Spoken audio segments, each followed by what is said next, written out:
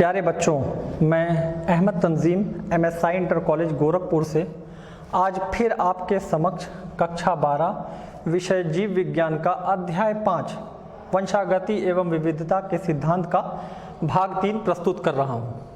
बच्चों, ये हमारा इस पाठ का आज तीसरा भाग है और पहले भाग में हमने आनुवंशिकता एवं विभिन्नताओं के बारे में पढ़ा था। साथ ही हमने मेंडल के वंशागति के नियम देखे थे, जो 3 नियम थे उनको देखा गया था, और बैक क्रॉस और टेस्ट क्रॉस देखा गया था।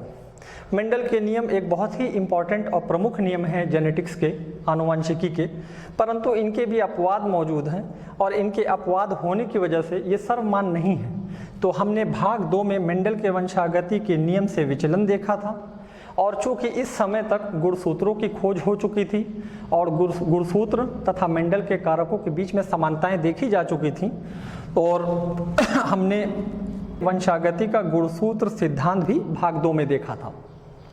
आज इस भाग 3 में हम सहलंगता एवं जीन विनिमय देखेंगे। सहलंगता जो आने वाली पीढ़ियों में पैतृक संयोगों को जन्म देता है, यानी जो पूर्वजों के अंदर जो जीन की या फैक्टर्स की कॉम्बिनेशन मौजूद हैं उनको जन्म देता है। साथ ही हम जीन विनिमय देखेंगे जो आने वाली पीढ़ियों में नए संयोगों को जन्म देता है, नए कॉम्बिनेशंस को बनाता है। तो किस प्रकार पैतृक संयोग बनेंगे और किस प्रकार नए संयोग बनेंगे, इसको हम सहलंगता एवं जीन विनिमय में देखेंगे। और साथ ही सहलंगता एवं जीन विनिमय का उपयोग जेनेटिक मैप बनाने यानी क्रोमोसोमल मैप बनाने के लिए किया जाता है। तो किस प्रकार क्रोमोसोमल मैप बनता है और इसका क्या उपयोग है, ये भी देखा जाएगा। और इसी भाग में हम लिंग निर्धारण यानी जीवों के अंदर किस प्रकार नर और मादा के विभेद पाए जाते हैं, इसको भी देखा जाएगा। और ये लिंग निर्धारण अलग अलग जीवों में किस प्रकार होता है, ये देखा जाएगा। इससे पहले कि मैं अपना भाग 3 शुरू करूं, मैं आपको मेंडल के वंशागति के नियम के बारे में एक बात याद दिला दूं। मेंडल ने अपने वंशागति में कारकों के बारे में बताया था। इन्होंने बताया था कि लक्षणों की वंशागति कारकों के द्वारा होती है, और मेंडल ने दो जीन की वंशागति बताया था। तो उन 2 जीन की वंशागति में जो मेंडल के कारक थे, 2 जीन थी, 2 अलग अलग लक्षणों की जीनें थी, वो अलग अलग गुणसूत्रों पर मौजूद थी, जो यहाँ चित्र में दर्शाया गया है। तो मेंडल के जो कारक थे, जीन्स थे, वे अलग अलग गुणसूत्र पर मौजूद थी। मेंडल के कारकों को सन 1909 में जोहानसन ने जीन्स कहा था। तो ये जीन्स अलग अलग गुणसूत्र पर मौजूद थी। और जब हमने F2 पीढ़ी को देखा था तो F2 पीढ़ी में 9, 3, 3 और 1 का रेशियो हमको प्राप्त हुआ था। जब संकर में युग्मक बने थे, तो संकर में जो युग्मक बने वो capital Y capital R, small y capital R, capital Y small r और स्मॉल y स्मॉल r प्रकार के थे। चूंकि कैपिटल Y कैपिटल R और स्मॉल y स्मॉल r ये पूर्वजों में बन चुके हैं और ये आने वाली पीढ़ियों में जनकी प्रकार को जन्म देंगे। जनकी प्रकार यानी जो पूर्वजों के अंदर कॉम्बिनेशंस मौजूद हैं उनको जन्म देंगे।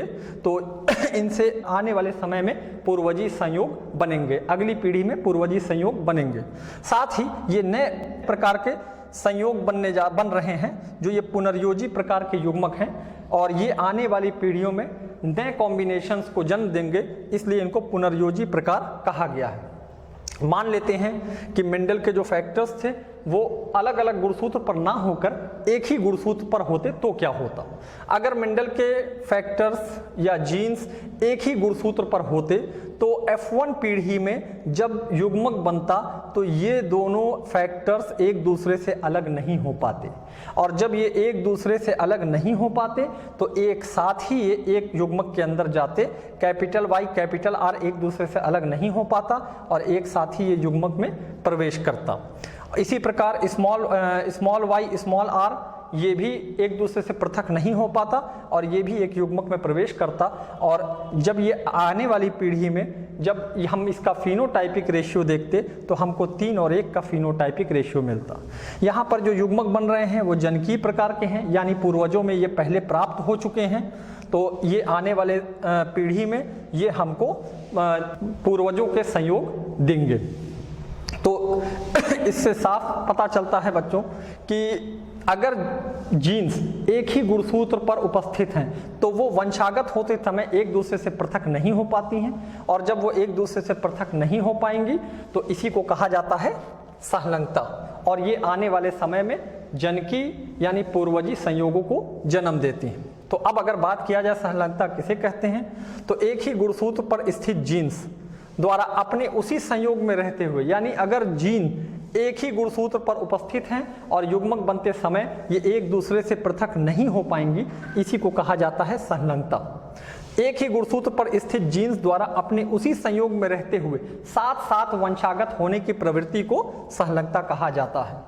तो इस टेंडेंसी को कि जीन अलग नहीं हो पा रही हैं, जब युग्मक बन रहा है तो वो एक साथ युग्मक में जा रही हैं, इसको संलग्नता कहा जाएगा। और एक गुणसूत्र पर जितनी भी जीन उपस्थित हैं वो एक युग्मक में साथ जाने का प्रयत्न करेंगी, ये संलग्नता कहलाता है।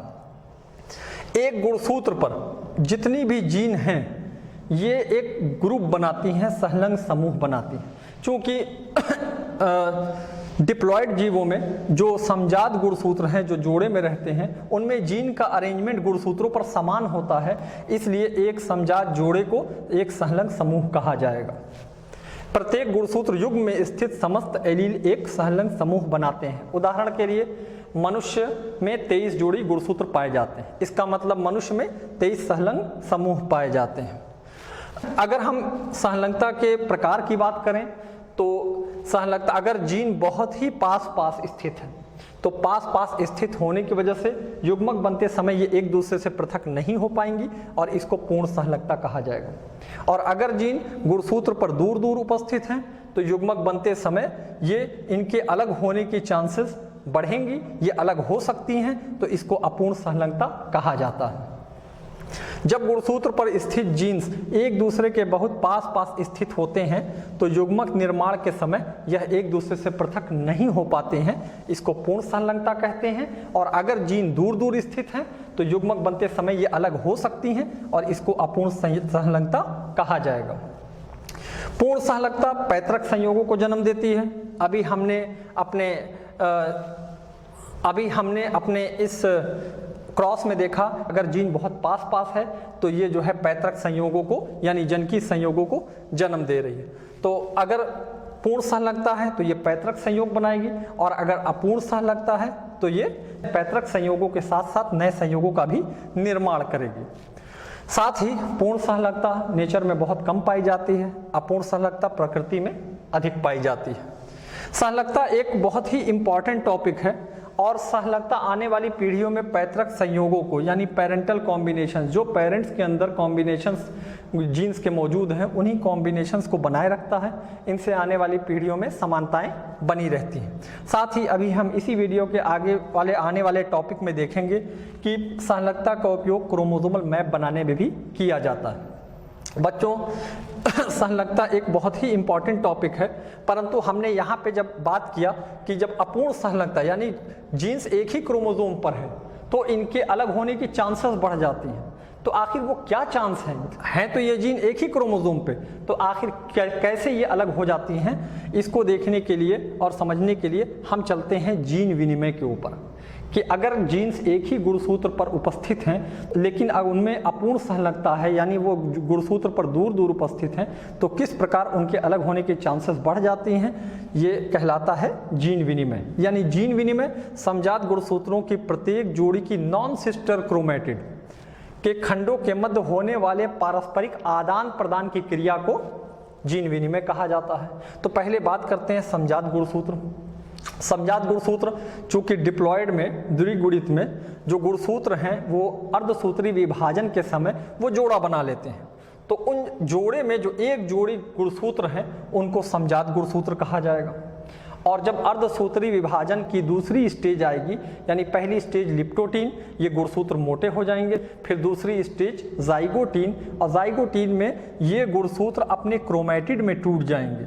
और जब ये क्रोमैटिड में टूट जाएंगे, दोनों गुणसूत्र अपने क्रोमैटिड में टूट जाएंगे, तो एक ही गुणसूत्र के दो क्रोमैटिड, इनको सिस्टर क्रोमैटिड और होमोलोगस क्रोमोसोम यानी कि समजात गुणसूत्र के अलग अलग क्रोमैटिड को नॉन सिस्टर क्रोमैटिड कहा जाएगा। और इन्हीं नॉन सिस्टर क्रोमैटिड के बीच आदान प्रदान की क्रिया को जीन्स के आदान प्रदान की क्रिया को जीन विनिमय कहा जाता है। जीन विनिमय ये अर्धसूत्री विभाजन की पैकिटीन अवस्था में होती है और इसमें कायज़माटा का निर्माण होता है। ये आइए प्रक्रिया को देखते हैं तो समझ में आएगा कि किस प्रकार कायज़माटा बनता है। अगर हम जीन विनिमय की प्रक्रिया को देखें तो इससे पहले कि मैं इस प्रक्रिया की बात करूं, मैं आपको अर्धसूत्री विभाजन थोड़ा याद दिला देता हूं जो आप फर्स्ट ईयर में पढ़ चुके हैं। अर्धसूत्री विभाजन की प्रोफेज 1 को 5 स्टेज में बांटा गया है। पहली स्टेज लिप्टोटीन, जो गुणसूत्र हैं वो मोटे हो जाएंगे और उनको माइक्रोस्कोप से देखा जा सकता है। फिर आएगी जाइगोटीन स्टेज में जो जोड़ीदार क्रोमोसोम है, समजात गुणसूत्र हैं, वो एक साथ आकर के जोड़ा बना लेंगे और इसको साइनेप्सिस कहा जाता है। ऐसे क्रोमोसोम जो जोड़ा बना रहे हैं इनको बाइवेलेंट कहा जाएगा। फिर जाइगोटीन स्टेज में ही ये गुणसूत्र क्रोमैटिड्स में टूट जाएंगे और अब इन क्रोमोसोम्स को या गुणसूत्र को टेट्राड या टेट्रावैलेंट क्रोमोसोम कहा जाएगा। जाइगोटीन अवस्था में युग्मित गुणसूत्र 2 लंबवत क्रोमैटिड में बढ़ जाते हैं। अब प्रत्येक बाइवेलेंट में 4 अर्ध गुणसूत्र होते हैं, डायग्राम में दिख रहा है। तो चूंकि यहाँ गुणसूत्र में डीएनए की मात्रा बढ़ रही है तो इस स्टेज को गुणसूत्रों का द्विगुणन कहा जाएगा। फिर पैकिटीन अवस्था में जो नॉन सिस्टर क्रोमैटिड है वो एक दूसरे पे ओवरलैप करेंगे और कायज़माटा का निर्माण होगा और इसी पैकिटीन स्टेज में जीन विनिमय होगा, यानी इनका खंड उधर उनका खंड इधर, दोनों के बीच में खंडों का आदान प्रदान होगा और जो एंजाइम इन खंडों का आदान प्रदान करा रही है यानी जीन विनिमय करा रही है उसका नाम है रिकॉम्बिनेज। जब जीन विनिमय पूरा हो जाएगा तो जीन विनिमय के बाद अब ये दोनों होमोलॉगस क्रोमोसोम समजात गुणसूत्र अब अलग होने की कोशिश करेंगे। इसको कहा जाता है उपांति भवन या टर्मिनलाइजेशन। क्रॉसिंग ओवर के पश्चात नॉन सिस्टर क्रोमैटिड्स एक दूसरे से प्रतिकर्षित होने लगते हैं तो इसको उपांति भवन या टर्मिनलाइजेशन कहा जाता है। जब मियोसिस यानी अर्धसूत्री विभाजन पूरा हो जाएगा तो इसमें युग्मकों का निर्माण होगा और जो युग्मक बनेंगे वो 2 प्रकार के होंगे, एक जनकी प्रकार जिनका कॉम्बिनेशन पूर्वजों में मौजूद है और एक पुनर्योजी प्रकार जिनका कॉम्बिनेशन पूर्वजों में नहीं उपस्थित है। ये नए प्रकार के युग्मक हैं और आने वाली पीढ़ियों में ये नए संयोगों को जन्म देने वाले हैं। इसलिए जीन विनिमय में 50% तक पैतृक संयोग बनते हैं और 50% तक नए संयोगों का जन्म होता है। जीन विनिमय 3 प्रकार का है। कायज़माटा के निर्माण के आधार पर इसको 3 भाग में बांटा गया है। अगर एक कायज़माटा बना तो एकल विनिमय, अगर 2 कायज़माटा बना तो द्विविनिमय और अगर 2 से अधिक कायज़माटा बना तो बहुविनिमय। तो इस प्रकार कायज़माटा के निर्माण के आधार पर ये जीन विनिमय 3 प्रकार का है। एकल विनिमय, 1 कायज़माटा, द्विविनिमय 2 कायज़माटा और 2 से अधिक कायज़माटा तो बहुविनिमय। जीन विनिमय एक बहुत इंपॉर्टेंट टॉपिक है और जीन विनिमय से सिद्ध होता है कि जीन पंक्तिबद्ध ढंग से विन्यसित होती हैं और इनके लीनियर सीक्वेंस का भी पता चलता है और साथ ही जीन विनिमय की सहायता से गुणसूत्रों के संलग्न मानचित्र यानी कि लिंकेज मैप या क्रोमोसोमल मैप भी बनाए जाते हैं, जो अभी हम देखेंगे कि जीन विनिमय और लिंकेज की मदद से हम क्रोमोसोमल मैप किस प्रकार बना सकते हैं और उससे हम जीन के लीनियर सीक्वेंस को अरेंज कर सकते हैं। जीन विनिमय के फलस्वरूप नए संयोग बनते हैं। हमने अभी देखा कि जो पैतृक संयोग नहीं है वो संयोग बनेंगे और इससे जो है जीन पूल में जो जाति का जीन पूल है उस जीन पूल में जीन आवृत्तियों में परिवर्तन होगा और जब परिवर्तन होगा तो पीढ़ी दर पीढ़ी ये परिवर्तन बढ़ता जाएगा और एक समय में नई जातियों का विकास हो जाएगा। तो जीन विनिमय और लिंकेज ये दोनों बहुत इंपॉर्टेंट टॉपिक हैं और इनकी संकल्पना सबसे पहले मॉर्गन ने प्रस्तुत किया था। तो आइए मॉर्गन की संलग्नता संकल्पना को भी देखते हैं, कॉन्सेप्ट को देखते हैं कि इन्होंने लिंकेज और क्रॉसिंग ओवर के किस प्रकार प्रयोग करके संकल्पना प्रस्तुत किया था। मॉर्गन ने बताया कि जीन्स जितना पास होंगी उतना उनके युग्मक में अलग होने के चांसेस कम हो जाएंगे और जितना दूर होंगी उतना उनके अलग होने के चांसेस बढ़ जाएंगे। यानी संलग्नता की यथार्थता संलग्नी जीन्स के बीच की दूरी पर निर्भर करती है। दूरी बढ़ेगी अलग होने के चांसेस बढ़ जाएंगी, दूरी घटेगी अलग होने के चांसेस कम हो जाएंगे। सहलंगी जीन्स के बीच की दूरी बढ़ते जाने पर उनके साथ साथ वंशागत होने के अवसर कम हो जाते हैं। ये हमको आइडिया लग भी चुका है पीछे जब हम देख रहे थे। और मॉर्गन के अनुसार गुणसूत्रों के पैतृक संयोगों के विखंडन, चूंकि जीन विनिमय ये जो है पैतृक संयोगों का विखंडन कर रहा है और नए संयोगों को जन्म दे रहा है, तो पैतृक संयोगों के विखंडन एवं उनके पुनः संयोजन से नए संयोग बनते हैं और इसी को मॉर्गन ने जीन विनिमय कहा था। मॉर्गन ने जो अपना प्रयोग किया था वो ड्रोसोफिला पे किया था, ड्रोसोफिला मेलानोगैस्टर, जिसको फ्रूट फ्लाई या फल मक्खी कहा जाता है। इस पे प्रयोग करने के कई फायदे थे, क्योंकि इन मक्खियों को लैब में सरल कृत्रिम माध्यमों पर आर्टिफिशियल मीडियम पे आसानी से रखा जा सकता है। इनका जीवन चक्र छोटा होता है, 2 सप्ताह का, तो कई जनरेशन को देखा जा सकता है। साथ ही एकल मैथुन से विशाल संख्या में संतति मक्खियों को पैदा किया जा सकता है, उनका उत्पादन संभव है। तो आने वाली पीढ़ियों में ज़्यादा मक्खियाँ मिलने से हमारे रिजल्ट अच्छे बनते हैं।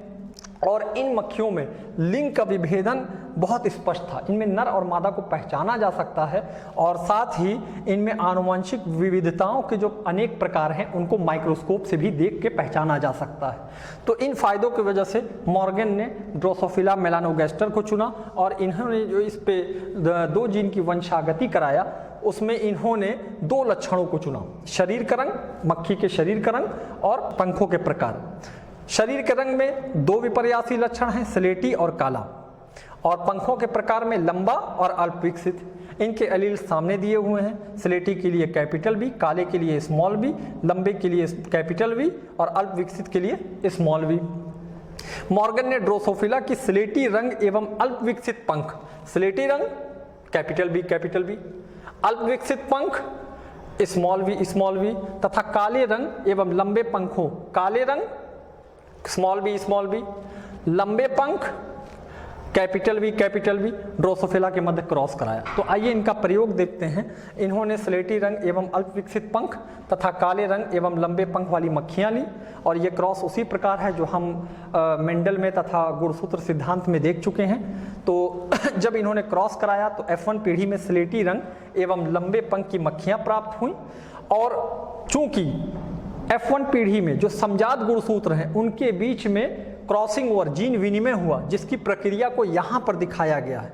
तो जब इनके समजात गुणसूत्र में जीन विनिमय हुआ तो जीन विनिमय जो हमने प्रक्रिया पढ़ी है उसी प्रकार हुआ। इसमें पहले क्रोमैटिड्स बने, होमोलॉगस क्रोमोसोम यानी समजात गुणसूत्र में क्रोमैटिड बने, क्रोमैटिड के बीच में जीन का आदान प्रदान हुआ, काइज़माटा का निर्माण हुआ और खंडों का आदान प्रदान हुआ।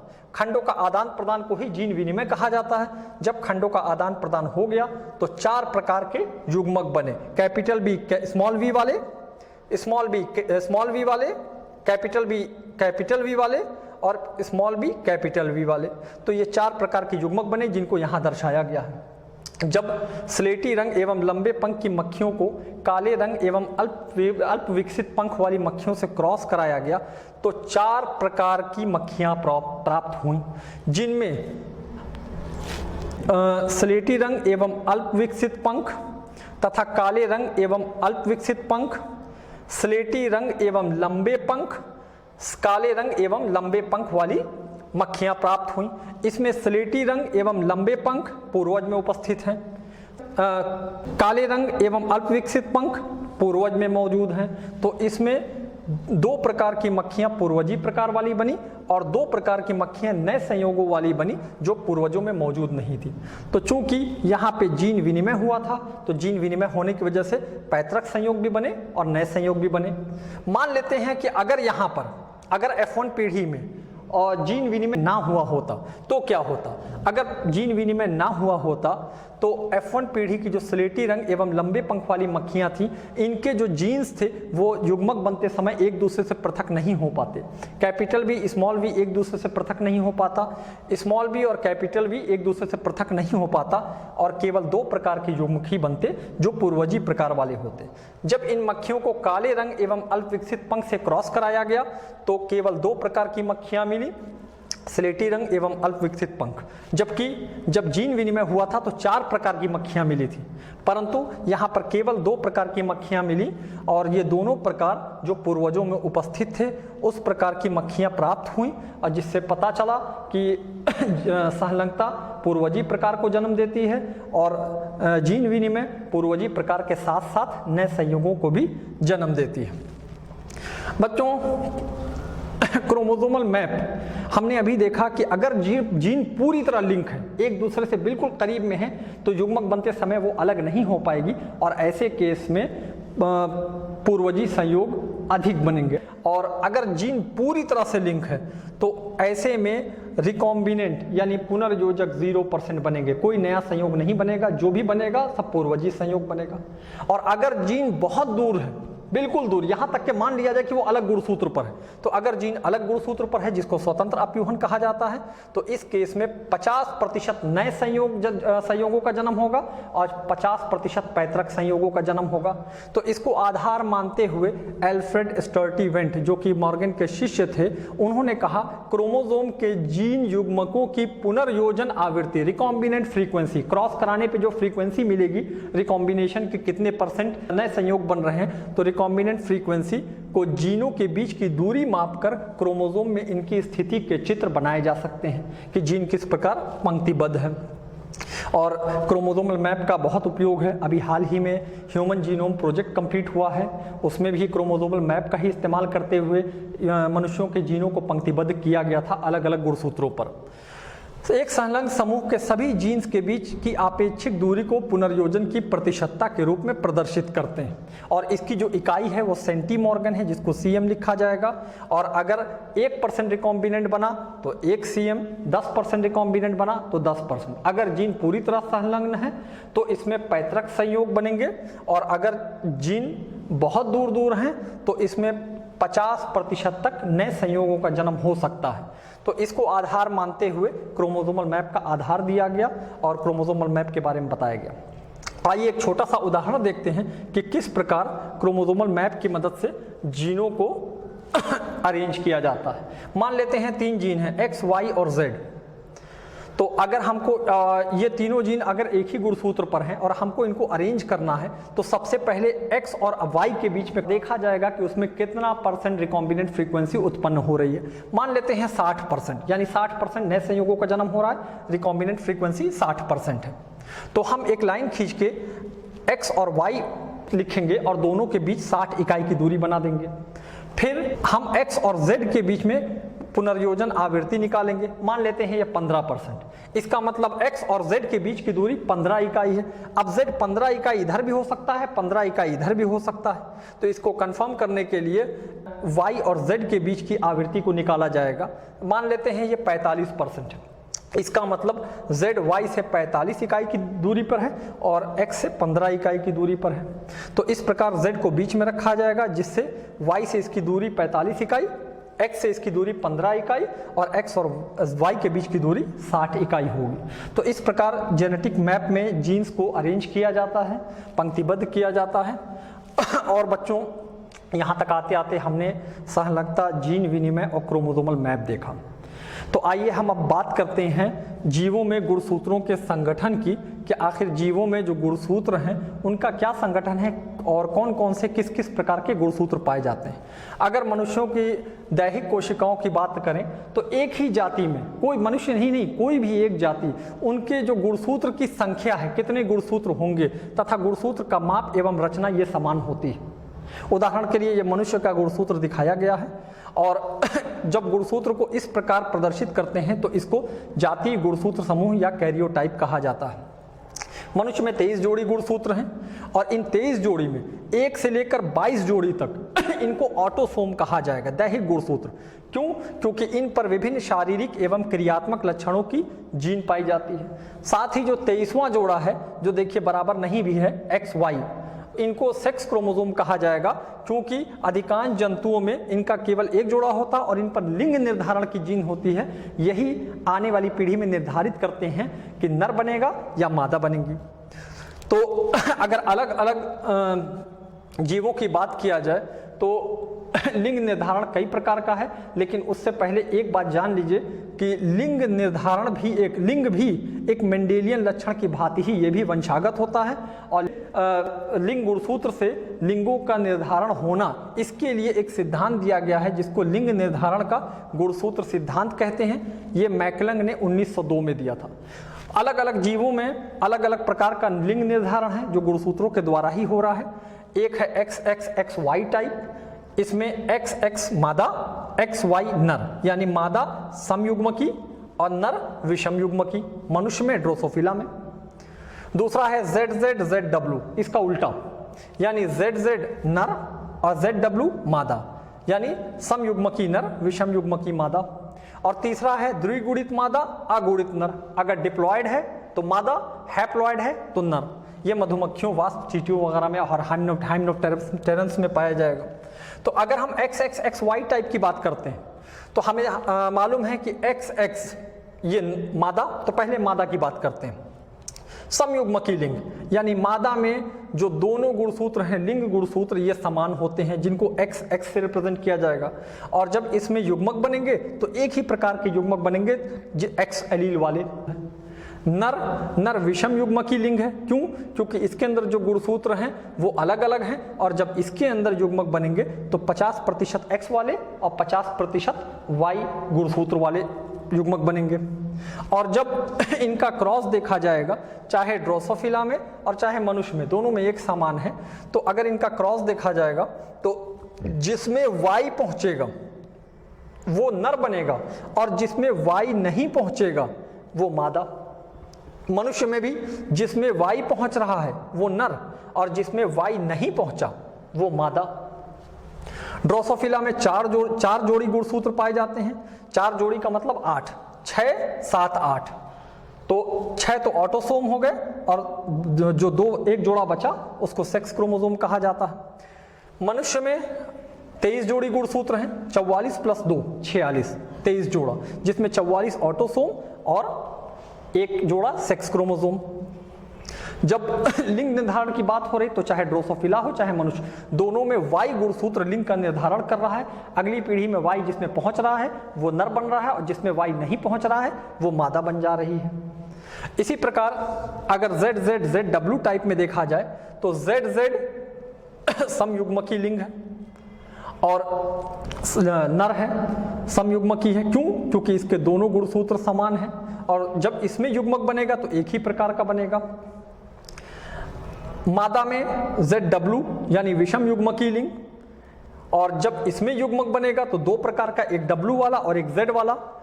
W जो गुणसूत्र, W वाला गुणसूत्र जिसमें पहुंचेगा वो मादा बनेगी, और जिसमें W नहीं पहुंचेगा वो नर बनेगा। तो इस प्रकार इसमें लिंग का निर्धारण होता है, ये पक्षियों में लिंग का निर्धारण होता है। तीसरा प्रकार है XXXO टाइप, जिसमें अगर द्विगुणित है तो मादा और अगुणित है तो नर। उदाहरण के तौर पर मक्खियों में, मधुमक्खियों में रानी और श्रमिक ये दोनों मादा हैं और द्विगुणित हैं। ड्रोन्स ये अगुणित हैं। इसमें 32 गुणसूत्र पाए जाते हैं, 16 जोड़ा। अगर 32 गुणसूत्र हैं यानी जोड़े में 16 जोड़ा यानी 32 गुणसूत्र, तो डिप्लॉयड है तो रानी, और अगर अगुणित है केवल 16 गुणसूत्र हैं तो ये नर। जब रानी मक्खी में जब युग्मक बनेंगे, अंडे बनेंगे, तो चूंकि अर्धसूत्री विभाजन है तो इसमें 32 का आधा 16 गुणसूत्र युग्मक में पहुंचेंगे। अगुणित नर जिसमें 16 गुणसूत्र थे, इसमें समसूत्री विभाजन होगा, और समसूत्री विभाजन में क्रोमोसोम संख्या समान रहती है, तो इसमें शुक्राणुओं में भी 16 गुणसूत्र पहुंचेंगे। और जब अंडे और शुक्राणुओं के बीच में निषेचन होगा तो निषेचन में 16 + 16 32 वापस द्विगुणित हो गए, और ये मादा बन गई क्योंकि द्विगुणित मादा। और जो अंडे अनिषेक जनन यानी पार्थिनोजेनेसिस से बिना निषेचन के, फर्टिलाइजेशन के डेवलप हो जाएंगे, वो नर बन जाएंगे, उनको ड्रोन्स कहा जाएगा। तो इस प्रकार इसमें जो लिंग का निर्धारण हो रहा है हनी बीज यानी मधुमक्खियों में, वास्प में, चींटी में, इनमें डिप्लॉयड और हैप्लॉयड कंडीशन के ऊपर हो रहा है, द्विगुणित और अगुणित पे।